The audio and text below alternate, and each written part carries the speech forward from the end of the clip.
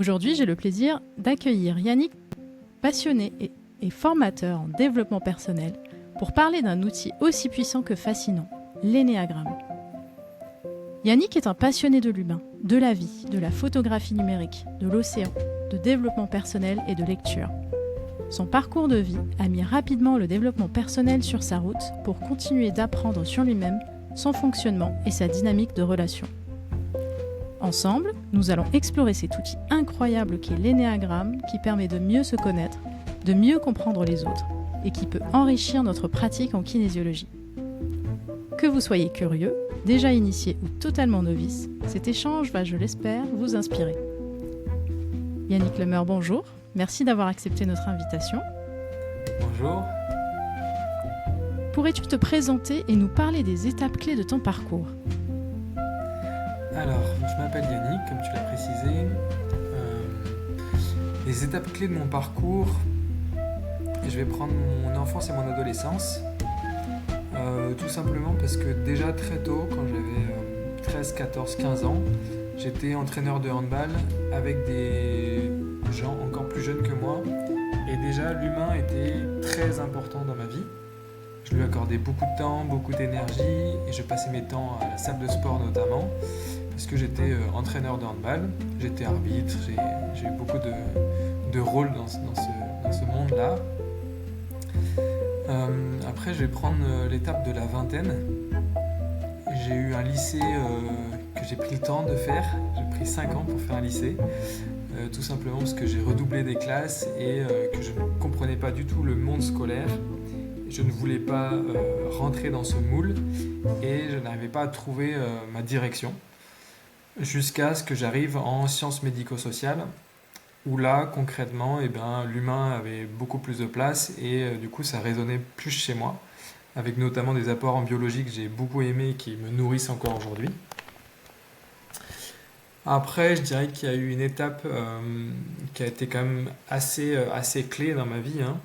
C'est la mort de mon père, la mort de ma grand-mère et de mon grand-père en 3 ans, plus une relation toxique dans laquelle j'étais, qui font que j'ai dû aller explorer mes ombres pendant quelques temps et jusqu'à se me dire qu'est-ce que je fais. Et j'ai notamment été voir une kinésiologue à ce moment-là pour comprendre des choses. Et la vie m'a remis l'énéagramme sur le chemin. Parce que je l'avais déjà croisé dans des études, comme ça, très rapidement, où j'avais pas du tout compris le système, je voyais pas à quoi ça servait, et c'était du chinois, clairement.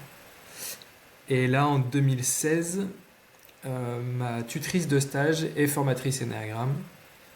Et là, moi, je viens d'enchaîner la période un peu sombre, voire complètement sombre, et je me dis, ok, il faut que je comprenne des trucs. Et donc là, c'est parti pour aller faire le premier module d'énéagramme, pour aller découvrir cet outil. Et en fait, j'ai la sensation d'avoir mis le doigt dans un système et j'ai plus jamais enlevé le doigt.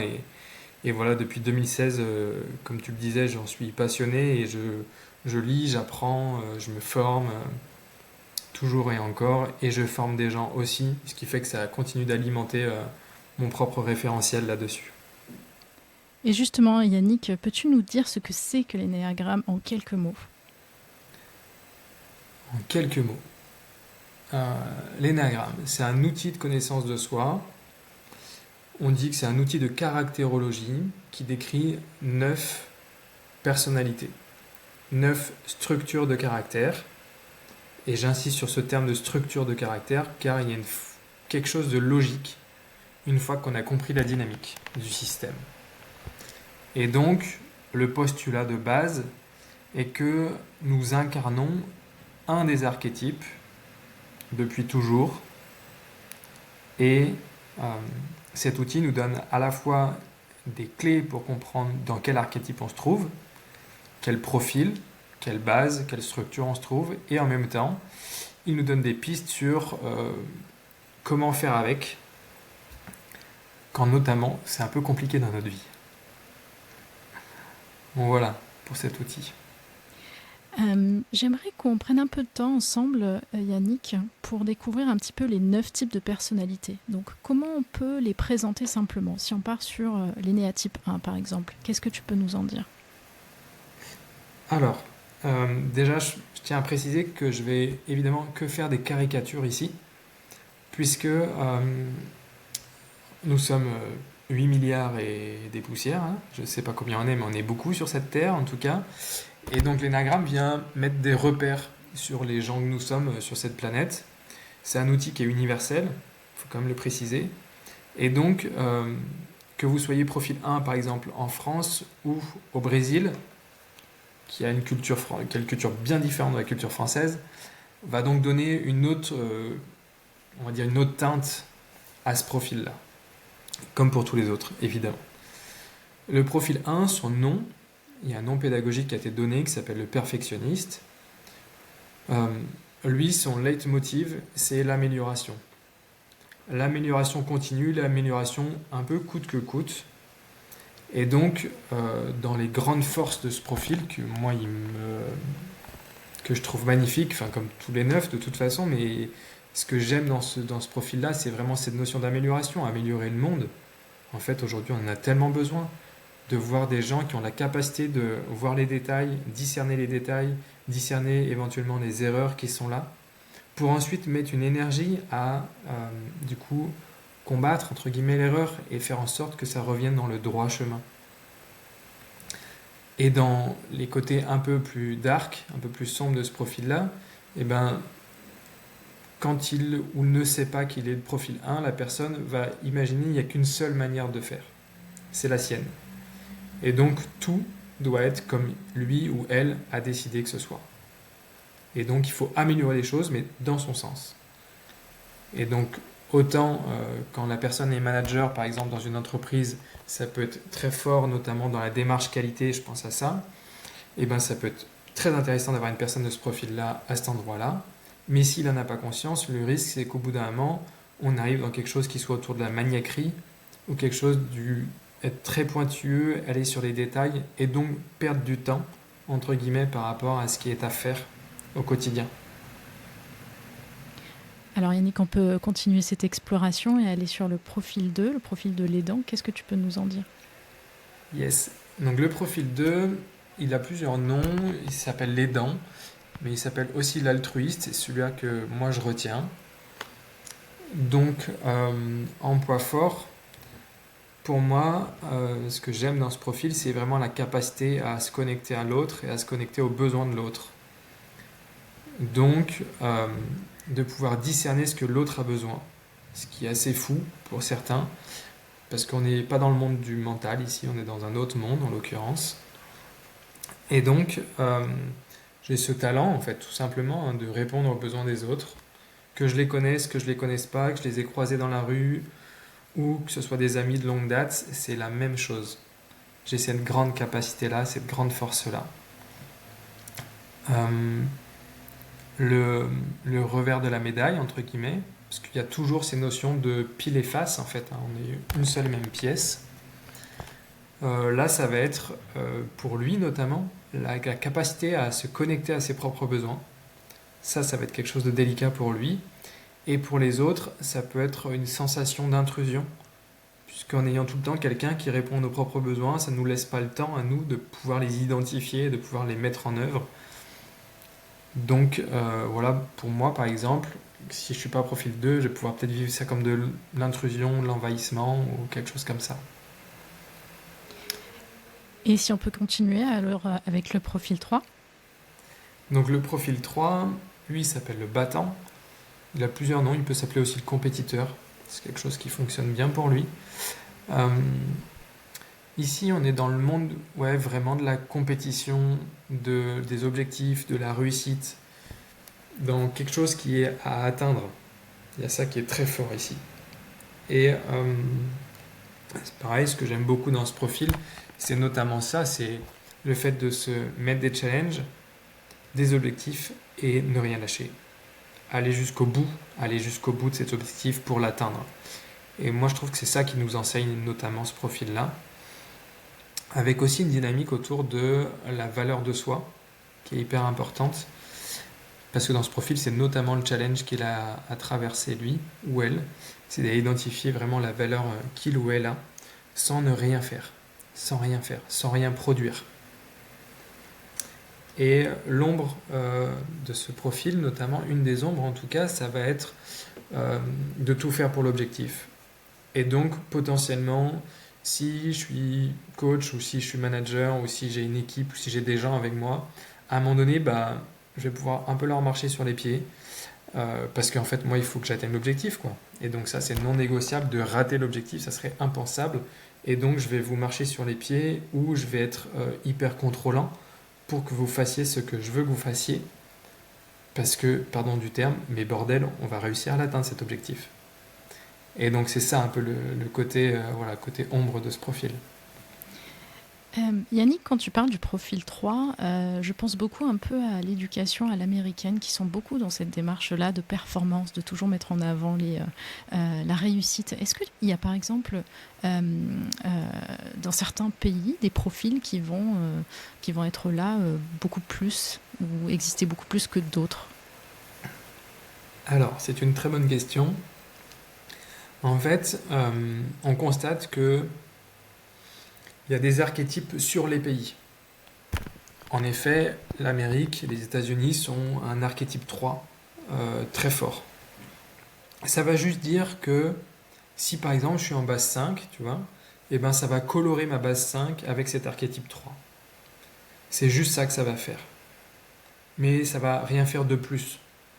C'est-à-dire pour les profils 3, eux globalement ils vont être maximisés parce qu'ils seront au top. Donc ils n'ont pas beaucoup de raisons de se poser des questions sur comment ça se fait que ça marche comme ça, parce qu'il y a de grandes chances qu'on les valorise et on valorise leur monde et leur système de pensée. Donc ça va rouler. Et par exemple, si je change de pays, si je prends le Brésil dont je parlais tout à l'heure, qui a plutôt une énergie 7, eh ben, on verra ce que ça va donner. En l'occurrence, ça va aussi forcément colorer tous les archétypes avec cette énergie 7 qui va être présente là-bas. Et de manière générale dans les pays un peu latins, latinos. Et donc là, c'est ce que tu nous dis, c'est spécifique à certains pays, à l'éducation qu'on peut recevoir, mais ça me fait également penser un peu à certains cursus scolaires, notamment les écoles de commerce, où effectivement on va peut-être pousser ou mettre plus en valeur des profils 3 parce qu'on est dans le challenge, on est dans le dépassement de soi. Ouais, et je vais reprendre deux choses. Dans ce que tu dis, il y a l'éducation et l'environnement socioculturel. Pour moi, qui sont deux choses différentes. C'est-à-dire que moi, je suis né en France, par exemple, pouf, je suis né en Bretagne, donc j'ai une empreinte, on va dire, socioculturelle, qui m'a conditionné d'une certaine manière. Et ensuite, j'ai un papa et j'ai une maman qui m'ont eux aussi conditionné d'une certaine manière, avec leurs archétypes différents. Mon job à moi, notamment, c'est d'aller identifier qu'est-ce qui est à moi dans ce truc-là, dans la personnalité dans laquelle je suis, pour aller discerner si ça me va ou pas et qu'est-ce que je garde dans tout ça. Et pour faire le lien avec ce que tu dis, oui, évidemment que les écoles de commerce sont dans une dynamique très 3, mais si je prends par exemple l'écologie, on pourrait être dans une dynamique un peu 5, dont je vais parler tout à l'heure. Si je prends le conservatoire, par exemple de l'école de musique, là, on peut être dans un truc, quelque chose autour du trait 1, tu vois, perfectionniste. Donc forcément que ça va colorer mon histoire si depuis que j'ai 5 ans je fais de la clarinette, en l'occurrence parce que j'en ai fait, et que je vais au conservatoire, forcément que ça va me donner une forme de rigueur, de méticulosité qui sont liées à cet archétype du profil 1. Parce qu'il n'y a pas le droit à l'erreur sur une partition de musique et qu'il n'y a pas d'improvisation, en l'occurrence quand je joue du Vivaldi. Et qu'est-ce que tu peux nous dire sur le profil 4 ? Le profil 4, tragico-romantique ou créatif, il a ces deux noms-là dans les littératures. Le beau, pour reprendre un terme qui lui va très bien, le beau dans ce profil-là, c'est notamment cette connexion au beau, à la beauté, aux émotions, à l'intensité du moment. Il y a quelque chose de très, très fort chez eux, chez elles, dans ça. Et ça donne des gens qui sont, je dirais, touchés dans le cœur, vraiment plein pot, sur ce qu'ils traversent, sur la vie qu'ils ont, sur la vie qu'elles ont. Il y a une forme de créativité qui est très forte ici. Évidemment, la créativité, il y en a partout. Mais ici, c'est une créativité qui est liée vraiment à ce qui se passe dans mon intériorité. Donc je peux avoir envie de me mettre dans une certaine disposition un peu théâtrale pour aller créer, par exemple. Dans l'autre côté de la pièce, il y a du coup cette énergie qui fait des hauts et des bas. Ils disent très bien le up and down. Donc à la fois être en énergie très haute, être très joyeux, très solaire, très lumineux, et 25 minutes après, tomber au fond du seau, et là pleurer toutes les larmes du corps et se rendre compte que la vie ne vaut pas le coup d'être vécue, qu'est-ce que je fais ici sur cette terre, que c'est plus possible quoi. Donc il y a quelque chose qu'on pourrait nous percevoir comme lunatique pour les gens de l'extérieur. Et en fait, pour moi aujourd'hui, et quand ils ou elles témoignent, c'est ce qu'elles disent, c'est que eux vivent les émotions. Et tout le reste du système, eh ben, on a bloqué des choses à certains endroits et on ne les vit pas comme on pourrait les vivre plein pot dans le moment présent. C'est vraiment intéressant ce que tu dis, Yannick. Est-ce que tu penses que des thérapeutes, des psychothérapeutes sont formés à l'énéagramme justement pour accompagner tous les 9 énéatypes qu'on est en train de parcourir ensemble? Là, tu parles du profil 4. Est-ce que, par exemple, ces personnes-là, si elles ne se connaissent pas, est-ce qu'elles vont tout de suite tomber dans ah bah, j'ai des troubles psychologiques graves parce que je vis ces up and down? Comment tu vois l'évolution justement de la pratique thérapeutique aujourd'hui? C'est bien, tu mets le doigt sur les bons éléments. Euh, J'essaye. Merci d'avoir préparé l'entretien. Donc, très concrètement, c'est pas moi qui le dis, c'est les personnes en profil 4 qui, à l'adolescence, forcément ont ces amplitudes émotionnelles encore plus grandes parce que les hormones sont là, parce que la période de vie est délicate en fait à vivre et à traverser, et sont retrouvés sous des cachets parce que les gens croyaient qu'ils étaient bipolaires ou complètement lunatiques ou complètement cyclotimiques, alors qu'en fait ils sont et elles sont juste normales ou normaux entre guillemets. Et c'est génial entre guillemets parce que ça va activer encore plus leur sentiment d'être incompris. Et donc là, ça va pas faire quelque chose de très bien pour eux, mais malheureusement, euh, les thérapeutes psychologues, hein, ceux qui ont été à la fac aussi, ne sont pas équipés en général de l'énéagramme, ou très peu, et donc restent dans leur système de croyance, dans leur référentiel, et donc mettent des noms pathologiques sur un fonctionnement ou un comportement, alors que pour certains des profils, que ce soit le 4 ou le 5 qu'on va voir juste après par exemple, sont notamment deux profils très marqués, en tout cas qui pourraient et qui peuvent être très marqués. Et donc chez le 4, pourrait faire quelque chose de très cyclotimique, lunatique, et donc borderline par exemple. Alors que chez les 5, on pourrait être chez un profil autistique.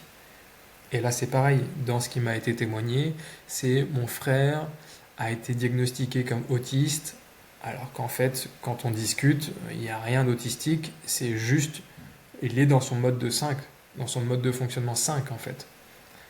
Mais quand on n'est pas équipé, on ne peut pas se rendre compte de ce qui se passe. C'est toujours la même chose. Je vis la vie que j'ai avec mon propre référentiel.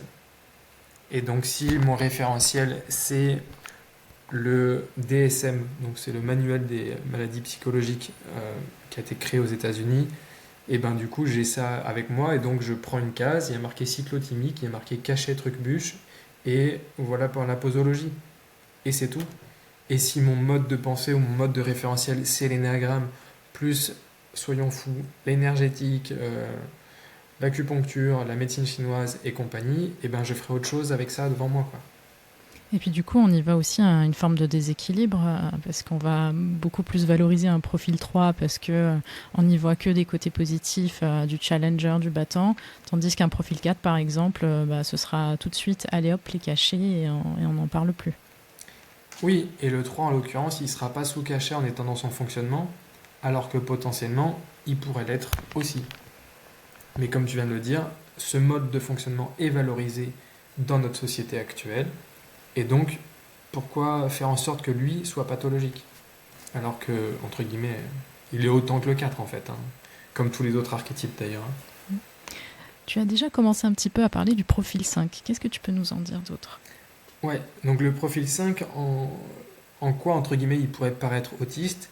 Tout simplement parce que c'est une personne, c'est la personnalité qui a une grande capacité à être avec elle-même.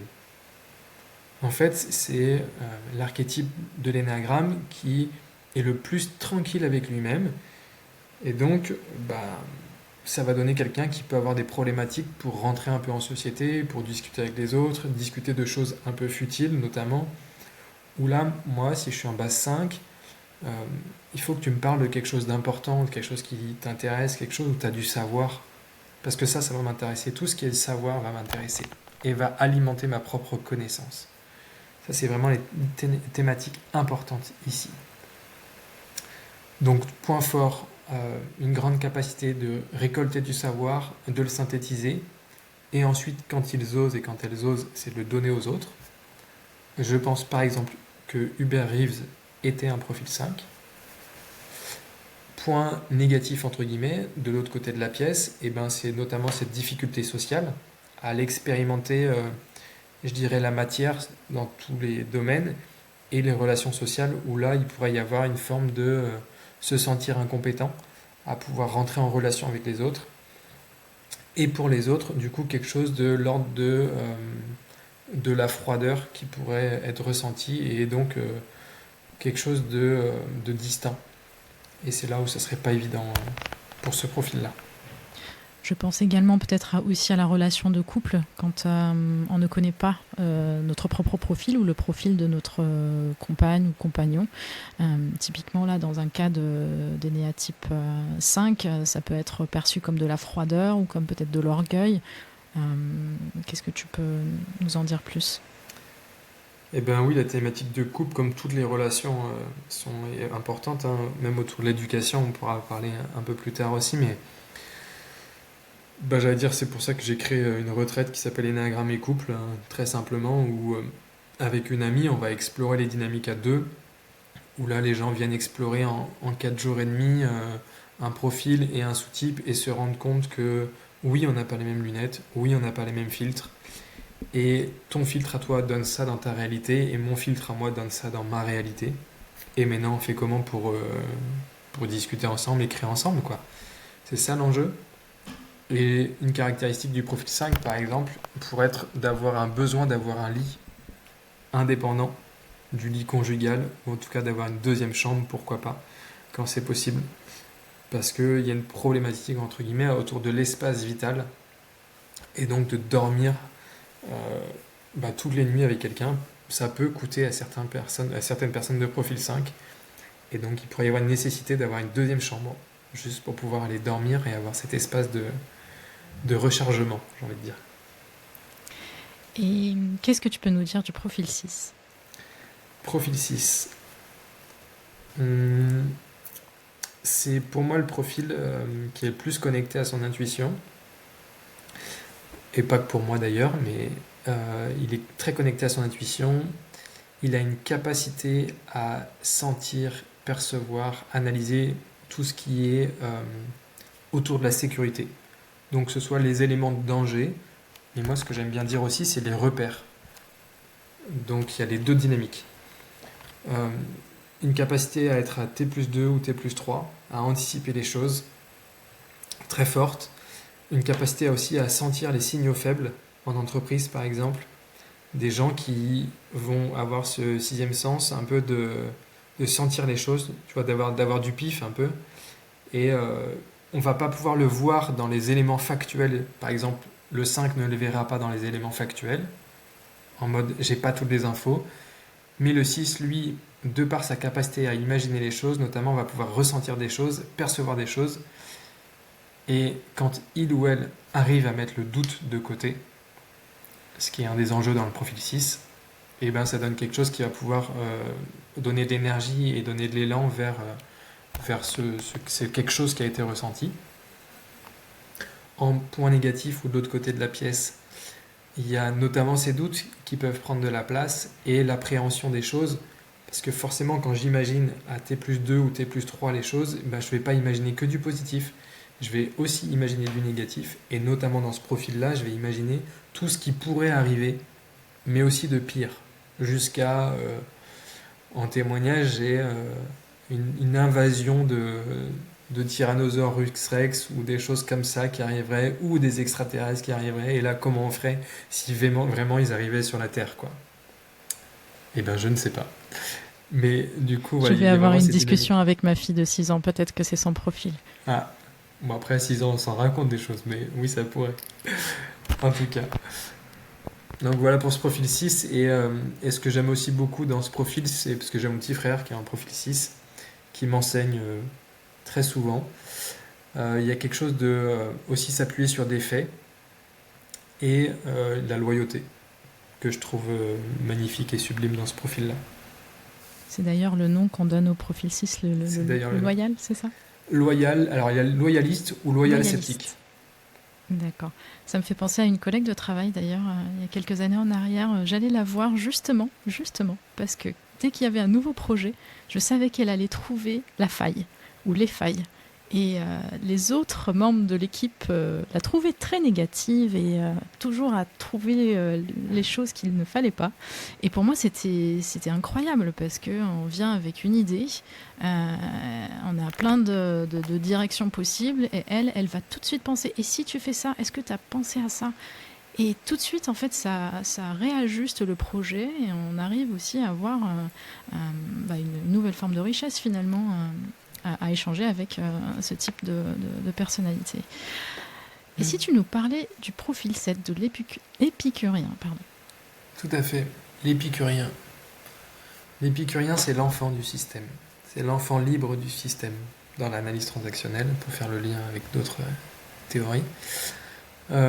Ici, on est sur le profil qui, en point positif, a lui une créativité positive, j'ai envie de dire. Il a un cerveau qui turbine vite et fort sur des choses que positives. Donc il voit le verre complètement plein. Il ne sait pas ce que c'est un verre vide.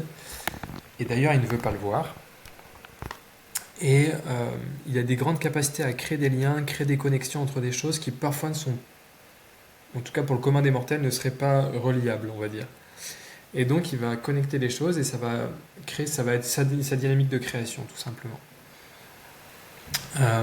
C'est quelqu'un de joyeux, c'est quelqu'un de léger, c'est quelqu'un d'utopiste aussi, qui a un cerveau qui imagine le potentiel futur de demain, un monde de bisounours, peut-être sans guerre, peut-être sans famine, peut-être sans tout ça. Avec une part qui se dit quand même que ça peut peut-être pas arriver, mais globalement il se dit quand même que c'est faisable. Donc il y a son cerveau qui turbine là-dessus. Le point négatif, le point de l'autre côté de la pièce, eh ben c'est ça, c'est cette déconnexion du réel, notamment, qui fait que forcément si je suis en base 7, je vais pas voir le fait que en fait c'est quand même la guerre dans le monde aujourd'hui, il y a plus de 50% du monde aujourd'hui quasiment, euh, et, euh, et du coup une incapacité aussi à recevoir notamment tout ce qui est négatif. Donc les informations sont une chose, mais je repense au job de thérapeute par exemple dans lequel on s'inscrit aujourd'hui, et bien peut-être que je peux avoir des difficultés à accueillir quelqu'un qui est vraiment en souffrance devant moi, qui vraiment est en train de s'effondrer littéralement, et je vais avoir envie de lui trouver des solutions vite, vite, vite pour que ça aille bien. Donc ça c'est important. Sauf que si la personne est en base 4 par exemple, et ben la personne en base 4 elle n'a pas besoin qu'on lui trouve des solutions, elle a besoin qu'on soit là et qu'on m'écoute pleurer, tout simplement, et déverser peut-être tout ce qui est à déverser. Et même si ça dure 3/4 d'heure et que la séance dure 1 heure. Donc ça peut être une des difficultés du profil 7 par exemple. Et il nous reste encore le profil 8 et 9. Qu'est-ce Ouais. que tu peux nous dire sur le profil 8? Sur le profil 8, le meneur, le chef, c'est un profil qui a une grosse énergie d'action. Ici c'est simple, c'est que les choses vont vite, j'ai besoin de faire, et c'est comme ça que ça doit se passer. Donc on peut avoir évidemment des leaders dans ce profil-là, hein, comme dans le profil 3 d'ailleurs, il y a des choses qui sont un peu dans le package, comme je dis, c'est que ça vient direct avec quoi. Et dans le côté un peu plus ombre de ce profil, c'est notamment le contrôle qui va arriver en place, il ou elle veut contrôler les gens potentiellement, et une difficulté, je dirais, à se connecter à son propre cœur, à ses propres émotions, alors que pourtant c'est des gens qui ont un cœur gigantesque. Et malheureusement, c'est caché derrière une grosse carapace qui est pas simple, non pas à percer parce que ça serait trop violent, mais que eux, ils osent l'ouvrir, on va dire. Est-ce que tu penses que tous les dirigeants d'entreprise sont des profils 8? Et non, et heureusement pas.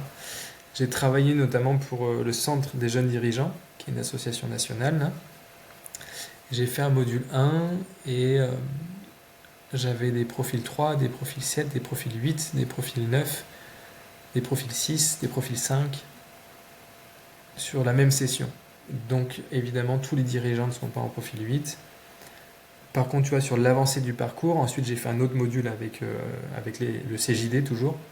Et là, j'avais des profils 3, 7 et 8, qui sont quand même des profils dits assertifs, dans une des triades de l'énéagramme.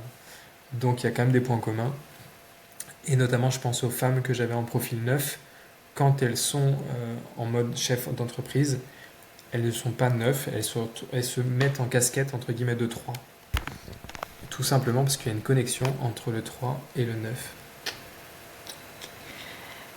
Qu'est-ce que tu peux dire sur les interactions que peuvent avoir des profils 3 avec des profils 8? Est-ce que tu penses que ça va être le combat en entreprise, par exemple, ou en couple aussi? Alors, je vais faire deux hypothèses. En entreprise, si le 8 est le chef et le 3 est en dessous, entre guillemets, à partir du moment où le 8 met des objectifs clairs, donne les moyens au 3 de travailler et n'est pas exigeant sur la finalité des choses. C'est-à-dire que je te donne un objectif, si tu l'atteins c'est bon, mais il ne faut pas que je sois pointilleux comme le profil 1 par exemple. Si je vais être pointilleux quand on le profil 1, il y a de grandes chances que moi en profil 3, ça vienne me casser les pieds au bout d'un moment et que ça se passe pas très très bien. Même si en profil 3, je suis quand même très démagogique et je vais pouvoir essayer de m'arranger avec la réalité.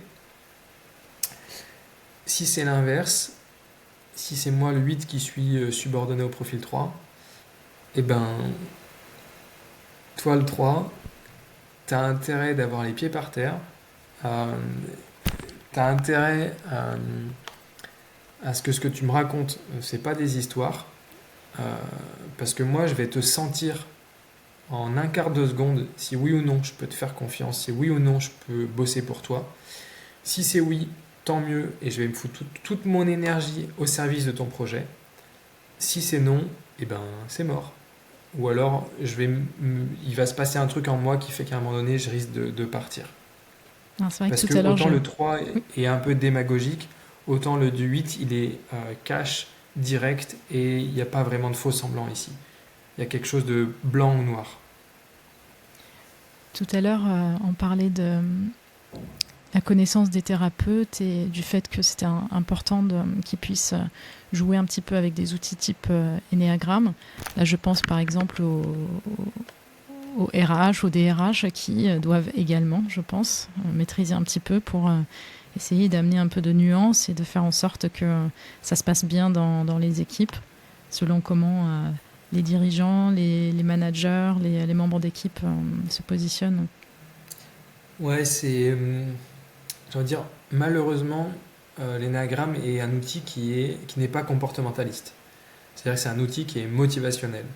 Et donc, ça nécessite à ce que chacun aille chercher dans sa propre histoire sa motivation inconsciente à la base, qui va devenir consciente avec le travail. Et donc, les entreprises, encore aujourd'hui, même si ça commence à ouvrir, et j'ai des copains, copines qui interviennent en entreprise, la majorité des entreprises ont besoin de quelque chose de très comportemental. Donc le DISC, par exemple, peut être privilégié, ou le MBTI, par exemple, peut être privilégié à l'énéagramme. En l'occurrence, on coche des croix quelque part, et en 25 minutes chrono, on a qui on est, et c'est bon, c'est immuable, et c'est marqué dans la matière. La différence avec l'énéagramme, c'est que déjà, pour aller se retrouver, eh ben, chacun doit faire le travail intérieur. Donc ça prend un peu de temps. Oui, ça prend 2 jours. En général, en 2 jours, au moins 90% des personnes ont trouvé leur archétype. Et c'est pas un formateur qui va donner l'archétype à la personne. Et à partir de ce moment-là, eh ben, on peut prendre conscience de qu'est-ce qui fait qu'on a des différences et comment on a envie de travailler ensemble. Le risque, euh, c'est de connaître le profil de l'autre. Par exemple, chez SudDRH, j'ai besoin de quelqu'un d'exigeant ici, je vais mettre un profil 1. Ça serait la plus grosse bêtise qu'on peut faire avec cet outil, c'est de croire que parce qu'on a un profil, on est conditionné à faire quelque chose.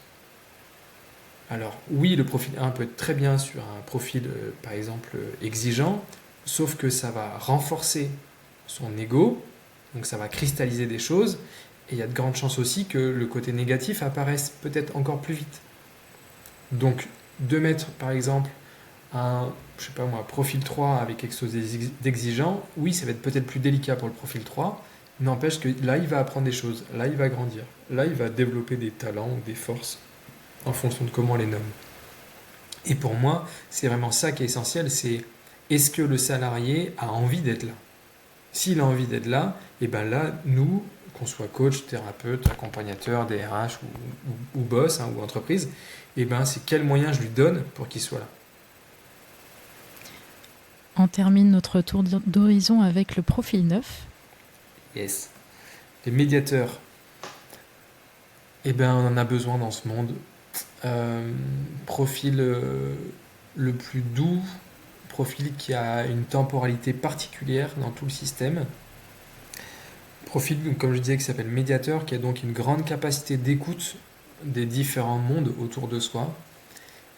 Et à contrario, une difficulté notamment à exposer ses avis, à exposer des choses, à nommer des limites et à s'imposer, entre guillemets, ou à prendre une place dans le monde dans lequel je suis, que ce soit familial, professionnel ou autre. En tout cas, il y a un vrai enjeu à prendre sa place plutôt que de s'effacer. Et c'est, ouais, moi je les adore tous, ces 9 archétypes. Après, euh, j'allais dire, ils sont là aussi pour nous inviter à regarder ce qui est difficile chez nous parfois. Si dans notre vie on a, par exemple, je sais pas, plein de profils neufs autour de nous, et que nous on n'est pas dans ce profil-là, il y a de grandes chances que ça vienne nous gratter, ça vienne nous travailler à certains endroits. Et moi c'est toujours ce que je dis, c'est qu'est-ce que lui vient m'apprendre au final.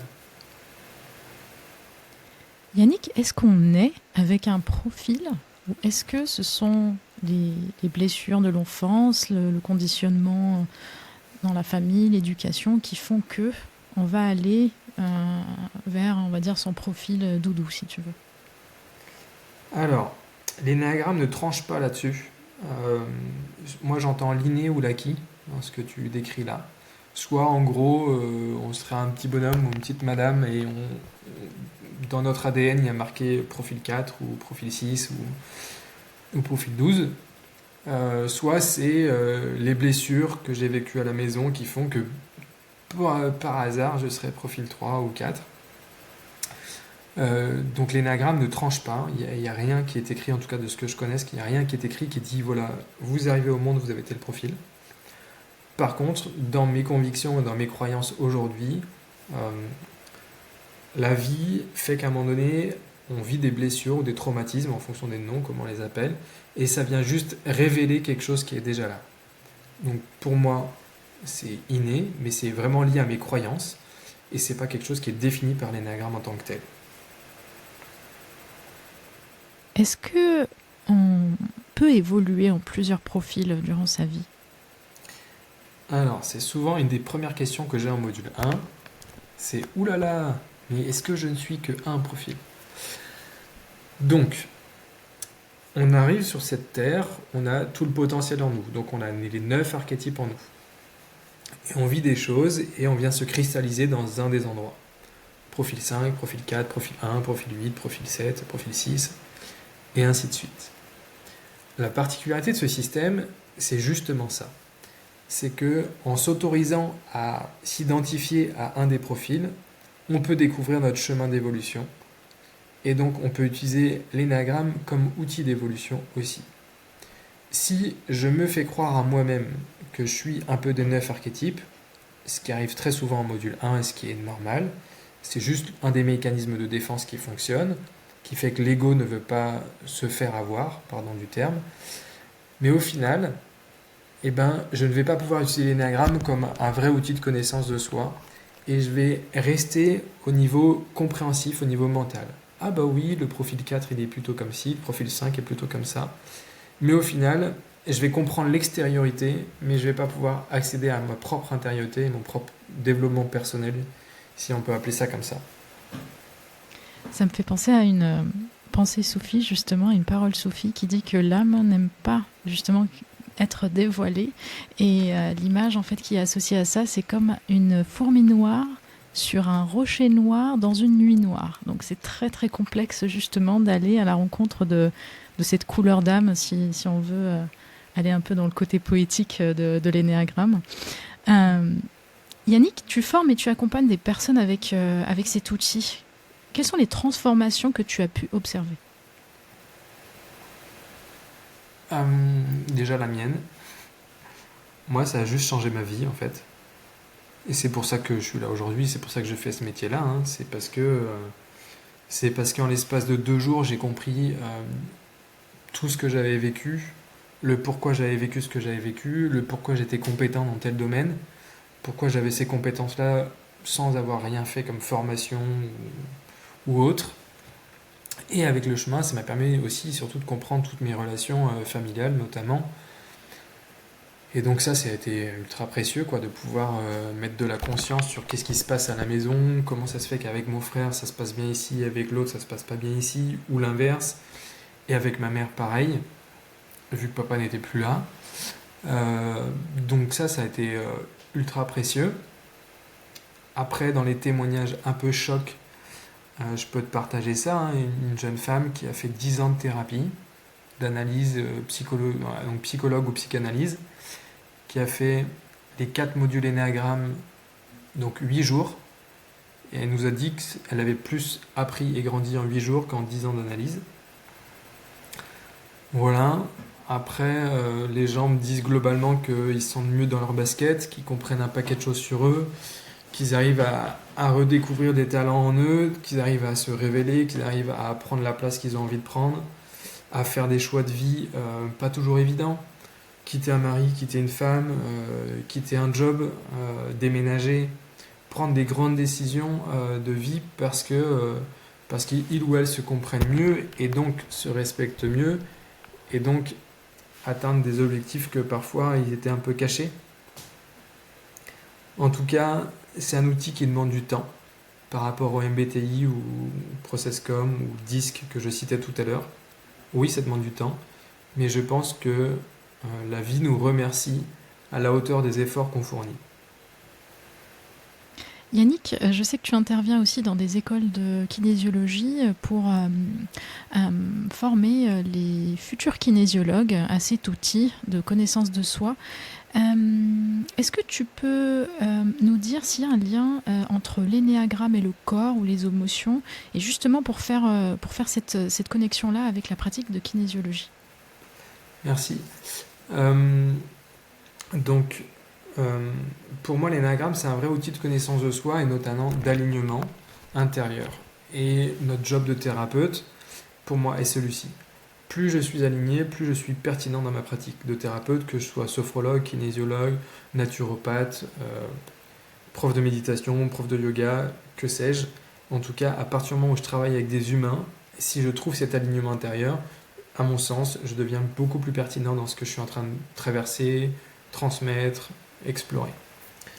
Le lien avec le corps et les émotions, notamment, c'est que dans l'énéagramme, il y a 3 centres d'intelligence. Le mental, le cœur et le corps. Donc déjà, on peut y voir des choses là-dedans. Ensuite, ce que me partageait une des stagiaires que j'ai eues précédemment, c'est que, notamment en récession d'âge, pour la kinésiologie, on pourrait peut-être aller poser des questions à ces différents espaces, tête, cœur et corps. Donc l'énéagramme est un outil pour moi très pertinent en tant que posture thérapeutique, j'ai envie de dire, travailler sur une posture thérapeutique, et vient donner des billes pour aller poser les bonnes questions au client qui est devant nous, ou au patient, ou je ne sais pas comment vous l'appelez, mais voilà, aux gens, à l'humain qui est devant vous, quoi. Et c'est ça l'important. Et c'est intéressant aussi parce qu'on est dans une dynamique de non-jugement finalement. Quand on accueille des clients, on veut être à cette écoute-là de leurs problématiques, essayer de comprendre justement grâce à l'outil de l'énéagramme où est-ce qu'ils se positionnent, pour voir également à quel niveau justement ils sont dans l'évolution de leur énéatype. Pour quelqu'un qui découvre l'énéagramme, Yannick, par où commencer concrètement ? Il vient en formation. C'est un très bon conseil. Alors je le dis en rigolant, mais en fait j'ai des exemples. J'ai un exemple qui m'a énormément marqué. L'année dernière, j'ai animé une retraite. Une jeune femme est venue en ayant lu 2 ou 3 livres sur l'énéagramme. Elle s'était trouvée en base 4. Donc vous avez à peu près des éléments sur cette base 4 que je viens de donner. Il s'avère que pendant 2 jours et demi, elle a bataillé, j'ai bataillé sur le fait que tout ce qu'elle disait, tout ce qu'elle était, n'était pas du tout de la base 4, mais d'un autre profil. Et donc, le 3e jour, je vous le dis quand même le dire, elle me dit « mais tu me fais chier ». Et donc je dis « bah oui, j'entends que c'est délicat, et en même temps, ce que tu me partages, tout ce que tu me partages fait partie d'un des 9 mondes, mais pas le profil 4. Donc je te demande juste d'aller regarder en toi ce qui se passe, ce qui est vivant, qu'est-ce qui s'appuie, c'est quoi tes valeurs, parce qu'on va creuser tout ça avec cet outil quand même. Des choses aussi parfois inconscientes.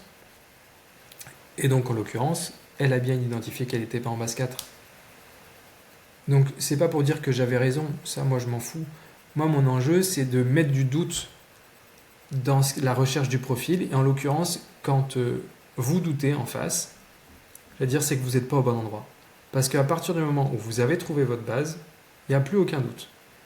Et qu'importe peut venir vous dire franchement j'ai l'impression que tu es plutôt en base Y, et ben vous serez en capacité de lui dire et de sentir en vous, dans votre corps, dans votre cœur, dans votre mental, que en fait vous savez que vous êtes au bon endroit. Et donc là, même quelqu'un qui vient vous mettre un coup de coude, comme je dis, c'est l'expression que je donne, et ben en fait il ne se passera rien si vous êtes au bon endroit. Par contre, si vous n'êtes pas au bon endroit, bah ouais, ça va être inconfortable. Donc voilà, si vous lisez des livres, lisez-les mais sans vous identifier quelque part. Et j'ai envie de dire, oui, offrez-vous ce temps-là. Offrez-vous 2 jours dans votre vie, ça ne vaut rien 2 jours dans une vie, c'est pas grand-chose. Mais par contre, tout le monde dit qu'il y a un avant et un après. Tu me fais une excellente transition vers la prochaine question, Yannick. Est-ce que tu peux nous parler des outils qui existent aujourd'hui justement pour apprendre à se connaître ? Alors tu parles des livres, je sais que tu as aussi co-créé un jeu, est-ce que tu peux nous en parler un petit peu ? Merci. Avec Barbara, on a créé 9 nuances d'humanité, qui en est fait un jeu de cartes, qui à la base était un jeu pédagogique. Tout simplement, on s'est dit on va créer un jeu pour les formations, pour aller dynamiser nos formations, pour créer des choses. Vu qu'on aime bien créer tous les deux, et qu'on aime bien l'énéagramme, parce que les formatrices énéagramme, évidemment. Et en fait, un jour, on s'est dit, pourquoi pas le diffuser un peu plus largement. Et donc, c'est un outil de connaissance de soi qui sert à discuter, à échanger sur des questions, sur des thématiques qui sont liées aux 9 archétypes de l'énéagramme que je viens de balayer avec vous. Et c'est un outil qui n'a pas pour intention de trouver son profil ou de trouver le profil de l'autre, ça surtout pas. Mais juste un outil qui est là pour s'entendre dire en quoi nous sommes différents ou en quoi nous sommes ressemblants à certains endroits et comment on fait pour juste vivre ensemble en fait. C'est ça l'enjeu. Ce que j'aime beaucoup dans ton jeu, enfin dans votre jeu à toi et Barbara, c'est le fait qu'il y ait déjà plusieurs niveaux et qu'on peut commencer par tirer une carte par jour et commencer à prendre quelques notes et apprendre à se connaître, à poser cette question à soi-même, à la laisser diffuser, on va dire, et essayer de voir les réponses, l'ensemble des réponses qui peuvent sortir. Ça permet également de se connaître, d'essayer aussi d'ouvrir ce champ de connaissance de soi. En parlant de couple tout à l'heure, tu me disais que tu organisais une retraite. Est-ce que tu as des éléments à partager avec nos auditeurs ? Sur la retraite donc, des couples, il y a une retraite qui est en novembre, qui se déroule au Hameau de l'Étoile, à côté de Montpellier. Je n'ai plus la date en tête. Je mettrai les informations Voilà, en description de la vidéo. pour que ce soit donné. Et je commence aussi à travailler sur des propres retraites personnelles, sur l'énéagramme, la conscience de soi, la connaissance de soi. Parce que mine de rien, sur ces multiples dernières années, là, une bonne dizaine d'années, j'ai acquis aussi un paquet de choses autour des néagrammes, mais aussi autour de la sonothérapie. Là, je me forme en respiration holotropique. Je me suis aussi formé comme éducateur sportif, donc j'ai beaucoup d'outils qu'aujourd'hui j'ai envie de mettre à profit pour les gens, en fait, pour vous accompagner sur ce chemin de conscience de soi, de transformation personnelle, petit à petit. Donc ça, c'est dans les bacs, j'ai envie de dire. C'est en réflexion pour l'instant, mais ça devrait pas tarder à sortir. Merci infiniment à toi Yannick pour ton partage généreux et passionné. Et merci à vous, chers auditeurs, d'avoir été à l'écoute de ce nouvel épisode de Parlons Kinésio. Si cet échange vous a plu, n'hésitez pas à laisser un commentaire, un avis ou à le partager autour de vous. À très bientôt pour un prochain épisode de Parlons Kinésio.